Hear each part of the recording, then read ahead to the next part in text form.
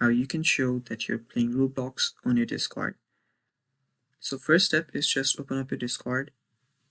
After you do that, just hit the settings button right here. After doing so, you will see on the left hand side the settings option. Just scroll down. Now scroll down until you find activity settings, and under activity settings you will find account activity privacy. Tap on activity privacy. There you will see activity status. Now you need to turn these two on.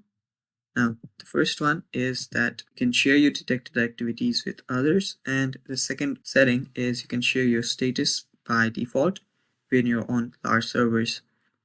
So yeah, after doing these two, you will be able to show that you're playing Discord to people on your Discord. Now just open up your Roblox and start playing. It's that simple. And yeah, that is all for the video. Stay tuned for more. Bye bye. Take care.